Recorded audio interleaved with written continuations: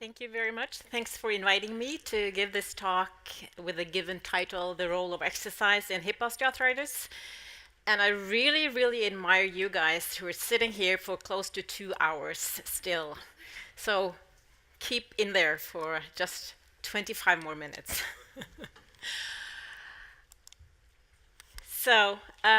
Kay Crossley talked about the disease continuum. I'm going to concentrate on hip osteoarthritis. We are moving from FAI to hip osteoarthritis. In particular, early hip osteoarthritis and moderate hip osteoarthritis, and it's in that context the role of exercises. So first of all, we need to agree on what is hip osteoarthritis, and Kay has already given a little overview of that. And to be more specific, the American College of Rheumatology's criteria for symptomatic hip osteoarthritis are either hip pain and at least one of the following: 50 years of age, stiffness less than 1 hour, and internal rotation more than 15 degrees, and pain during internal rotation. Or hip pain and internal rotation less than 15 degrees and flexion less than 115 degrees. However, this aspect of hip internal rotation has been challenged, in particular by the Netherlands group with the Czech cohort, highlighting that the best cutoff for internal rotation in diagnostic criteria for symptomatic hip osteoarthritis is less than 24 degrees of internal rotation, because you then catch more of those with early hip osteoarthritis. Maybe the most common way to diagnose symptomatic hip osteoarthritis is pain and radiographic criteria for hip osteoarthritis, is either using the Kelgan and Lawrence or the minimal joint space with a cutoff of 2 millimeters. The JOSPT also published last year the clinical practice guidelines for hip osteoarthritis, a revision from 2009, and they also highlight the diagnostic criteria for patients with hip osteoarthritis being age more than 50, anterior or lateral hip pain during weight bearing, morning stiffness less than 1 hour, and the range of motion deficits, and they got this new cutoff of 24 degrees for internal rotation, and also increased pain during internal rotation. So at least that's what we have of diagnostic criteria, the best evidence we have for diagnosing patients with hip osteoarthritis today. So how about the symptoms, impairments, and disabilities? And I've chosen to highlight also the FAI in addition to hip OA patients, because as we see, they have lots of the same symptoms, impairments, and disabilities. That's really nice, highlighted by Kay Crossley's talk for the FAI patients. Pain, of course, is the main symptom. However, for those with early hip osteoarthritis, as clinician, I guess also you see a lot of patients who kind of report maybe more stiffness than pain in the early hip osteoarthritic patients, and reduced range of motion. And also for the impairments and disabilities with the reduced hip muscle strength for both FAI patients and also for patients with symptomatic hip osteoarthritis. And also the disabilities related to, for the FAI, the dynamic single leg balance test, and also for the patients with hip osteoarthritis, more of the reduced walking capacity using the 6-meter walk test. So these patient groups have a lot of the same symptoms, impairments, and disabilities. And we as physical therapists, we do address these impairments during our rehab programs, and we are able, these are all modifiable impairments and disabilities. However, within the area of FAI, we know that we do lack level 1 evidence of effectiveness of exercise therapy for this patient group. However, to start with the conclusion of this part of the talk, for hip OA patients, we do have level 1 evidence of the effectiveness of exercises for patients with hip osteoarthritis. So this is I'm going to continue with hip osteoarthritis and the literature we have and the level 1 evidence of effectiveness of exercise therapy. And again, highlighting that most of these studies have looked at those with early or moderate hip OA for the effectiveness of exercise therapy, those not eligible for total hip arthroplasty. In 2014, we had the Cochrane review, concluding that land-based therapeutic exercise programs can reduce pain and improve physical function among these people with hip osteoarthritis. The Ottawa Panel Clinical Practice Guidelines for hip osteoarthritis have this clinical message that therapeutic exercises, especially strengthening exercises, are efficient for patients to improve pain and disabilities. And as you see here, I'm trying to visualize that this patient group of patients with hip osteoarthritis are very heterogeneous. We have everything from the old man having problems walking the stairs, or the old lady having problems walking 1 block to get her groceries. And of course, the strengthening exercises need to be addressed according to the functional level of the patients. But we also see more of the more young and active, as Kay just also talked about, the more young, active, more demanding patients, because they really want to be, some of them want to be running, they want to do competitions, and of course we need to address strengthening exercises, both related to higher impact of the strength training exercises, and especially targeting the goal for each specific patient. It's a huge heterogeneous group. These Ottawa Clinical Practice Guidelines also addresses the flexibility exercises as needed for this patient group. And as the patient always tells us, the problems are usually, tying your shoes and also extension, in particular during fast walking. So there are a lot of literature, however, not as much as for knee osteoarthritis, but we have lots of randomized controlled trials, systematic reviews within this area. And I've chosen to highlight the literature within hip OA only, because there are lots of papers out there combining hip and knee osteoarthritis. So these are some of the randomized controlled trials, systematic reviews in meta-analysis from 2010, with, as you can see, a lot of them with pretty short-term follow-ups, but they range from 3 months and all the way to our study that we looked at 5 to 6 years follow-up. From 2010 to 2013, we had several randomized controlled trials reporting on the effectiveness of strengthening exercises and flexibility exercises for patients with hip osteoarthritis, and they mostly reported no improvement in pain, but significant and clinically relevant improvement in function.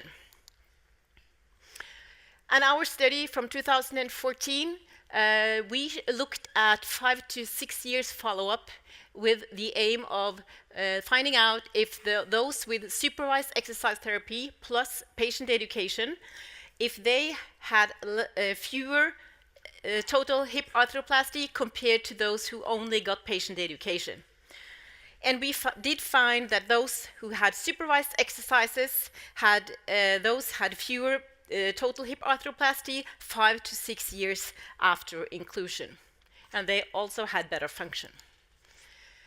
Kimbernell's and her group study from 2014 looking at exercises versus sham exercises after 6 months found no significant differences in pain and physical function. And the Cochrane review that I just mentioned from 2014 looked at up to 6 months follow-up, did find significant reduction in pain and improvement in function.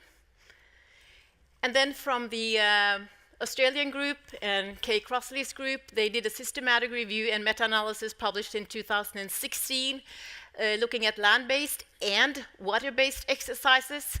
And they found for short-term follow-ups, 3 months, standardized mean difference of 0.49 for land-based and 0.53 for water-based exercises. But they found no differences for medium and long-term follow-up, so only short-term effects. The Danish study that came last year, they included 3 different exercise groups. They included supervised strength training groups for 4 months, supervised Nordic walking for 4 months, and non-supervised home exercises. And they found for the 12 months follow-up that the Nordic walking exercises, the supervised Nordic walking exercises, was superior to both supervised strength exercises and the unsupervised home exercises. Again, JOSPT in their clinical practice guidelines published last year, they also summarize what we know about the effectiveness of exercise therapy for patients with hip osteoarthritis, highlighting strengthening exercises, flexibility exercises, and endurance exercises. They also, fortunately, include the importance of dosage and duration of the exercise programs. However, as researchers, we are not as good as we should be in reporting of exercise interventions. As I've been talking about for years, it's as important as reporting on dosage on exercises as it is reporting on dosage for different medicines when you study different effects of different kind of medication. However, this study from this year from a Danish group in Copenhagen, details are needed in the clinical guidelines to be able to know what they have used in the different studies related to dose, mode, type of exercises, and duration of exercises. We are not as good as we should be.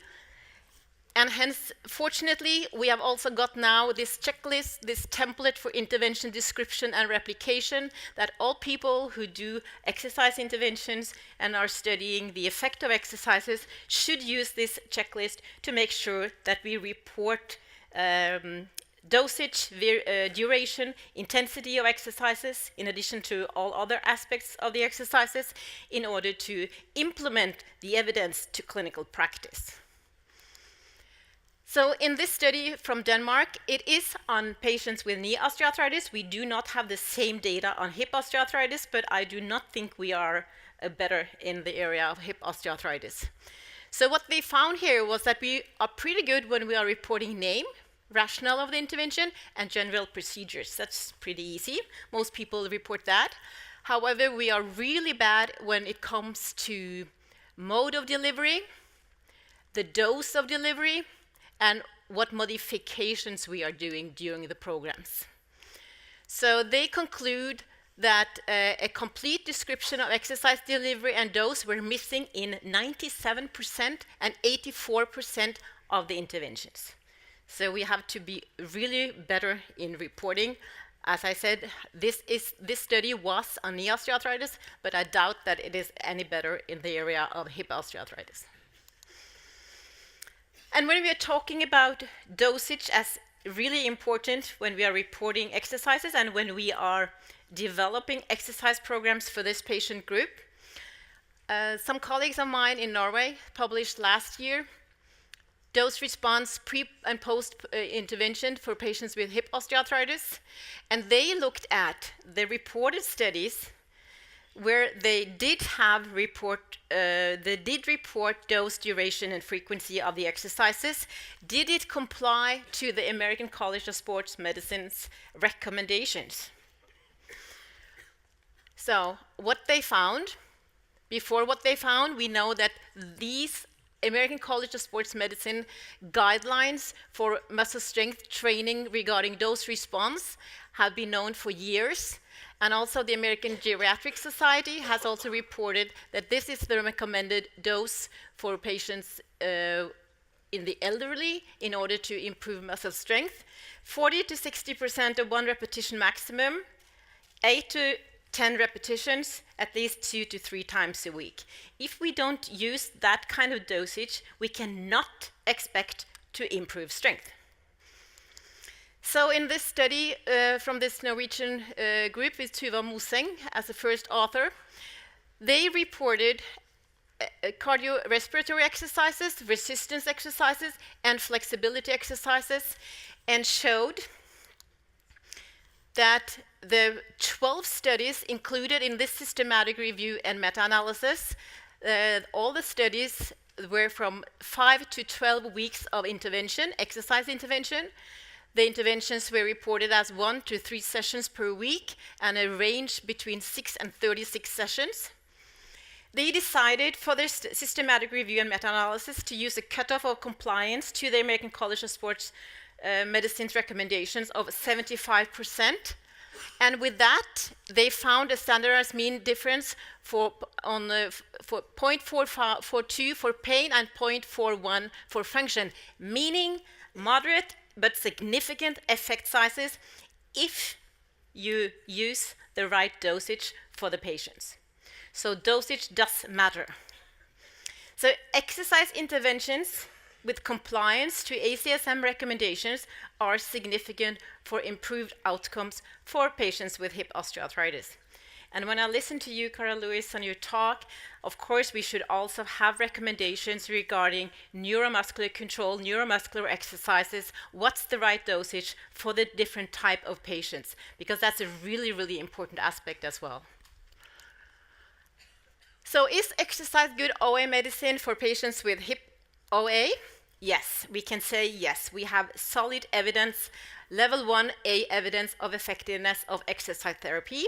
However, most of that is short-term effects. There are a few studies with long-term effects, but most of the studies have looked into short-term effects. Dosage does matter. It's reported in the systematic review that if you have the right dose in order to improve muscle strength, you do get better outcomes related to reduced pain and improved function. However, the role of exercises for patients with hip osteoarthritis go way beyond the supervised exercise therapy programs. Because, as we have already heard today, shared decision-making, the active role of the patients to maintain physical activity and exercises for good long-term outcomes is significant for this patient group. Osteoarthritis, as we know, is a chronic disease. We do need to make sure that these lifestyle changes are something that continues for the patients. So the patient education program needs to be optimized. It needs to include the really, really important topics where you can use these 5 steps as abbreviated in SHARE, based on the shared decision making, that it is highlighted the importance of talking to the patients, finding out what their goals are. That's really important in order to be able to implement the exercises and making sure that the patients continue with the exercises. The topics for the exercise, the topics for the patient education programs, it's important to know what the patient's beliefs are, to talk to the patient, finding out what their goals are, not the physical therapist or the orthopedic surgeons. And of course, address the management of pain, which is really, really important within this area. Those kind of aspects are really important to have a high adherence to the exercise programs. And we do have some recent literature also showing that this is important. It's even a Cochrane review from this year about patients' beliefs and pain, the importance of that for adherence to exercise programs for patients with hip osteoarthritis. People's belief about chronic pain really shape their attitudes and behaviors about how to manage their pain, as it's stated in this Cochrane review. And so providing reassurance and clear advice about value of exercises is significant. Making sure that the patients have enjoyable and relevant exercises. Of course, that highlights the motivation for the patients. And if we are going to continue to use exercise therapy for patients with hip osteoarthritis, as we should do, We need to make sure that we have the right dose and that we talk to the patients about their goals, their expectations, their beliefs. So the patient education part is a significant part in the role of exercises for this patient group. Yeah. Patient education and supervised exercise therapy program. Just a recent study also, and the study had this title, of the most important frequently asked questions of patients with hip or knee osteoarthritis. So if we try to be even better in really talking to the patients, asking them what they think, the most important question they wanted to state if they were asked was, what can I do myself to decrease symptoms and to prevent the OA from getting worse? So if we just include this patient education program as part of the exercise therapy program, we probably will be able to have more studies showing also long-term effects. So that ends up with the treatment pyramid for patients with both knee and hip osteoarthritis, that the first-line treatment is patient education, exercise therapy, and of course, weight control for those obese or overweight that I have not talked about in this talk. So when we have these recommendations, we have the treatment pyramid, we know what should be first-line treatment, what is the next step? Of course, let's try to make sure that all patients in Switzerland, in Norway, Denmark, Sweden, all over the world, in Australia, that they get this treatment. Do they get this treatment in the United Kingdom?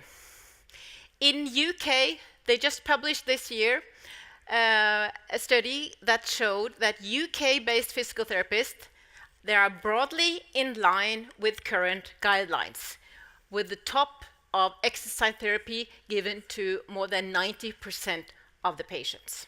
So that's a good first goal.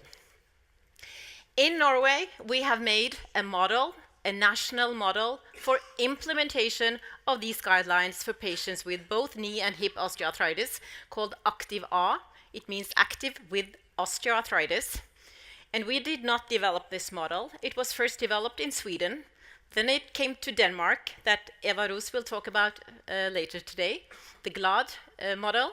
They are all the same models.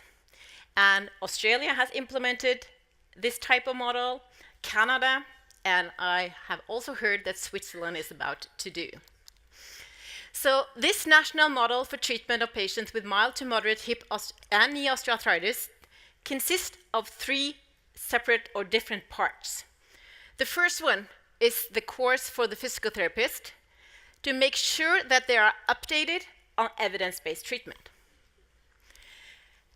Making sure that we talk about the patient education program and the supervised exercise therapy program, and after they have attended this course, they can download a patient education program, and they can really go from the course, and the day after they could be able to implement the patient education program and the supervised exercise therapy program to their patients in their clinic. They also learn on this course how to log on and enter data into the electronic quality registry for patients with osteoarthritis, which is also a very important part of it, because we need to show the quality of treatment over the whole country if we are going to proceed with these type of interventions. So quality registries are not only important for surgical interventions, it's really, really important for the majority of patients with osteoarthritis who do not go through surgery, but those who, the majority goes through exercise therapy and patient education programs. Just two slides of a short summary of where we are in Norway, and Eva Ros will talk about a lot more, I guess, from the GLAD project in Denmark later. So this is just because we have quality indicators in this electronic database, and we have asked the patients at 3 months after inclusion and at 12 months after inclusion, how often do you practice what you have learned? And I think it's pretty impressive that after 12 months, patients report electronically that they use what they had learned during the Active R program. After 3 months, it was 93%. Additionally, we can sum up so far by the patients in our registry, which is a little bit more than 4,000, close to 4,500 now, that we do find significant reduction in pain and increased function in these patients, and that, as I said, most people seem to use the information they learned during the Active R program, and that's the most important thing. And I think as researchers and as clinicians, if we don't implement the research and the evidence out there, what's the point of doing research? So the implementation of the research is a highly significant part of the process. And we will hear more about it later today. So take-home messages from this talk: randomized controlled trials, systematic reviews, and meta-analysis continue to support the effectiveness of exercises for patients with hip osteoarthritis. So do exercises work for patients with hip OA? Yes, they seem to work, at least for short term, and in some studies for long term. However, we must concentrate on that the supervised exercise therapy program needs to have the right dose for the specific patients you have in front of you to be able to reduce pain and improve function. And patients believe influence attitudes and behaviors about managing pain and adherence to exercises. So it's not only the supervised exercise therapy program, we need to implement also the patient education, which is important for also long-term outcomes.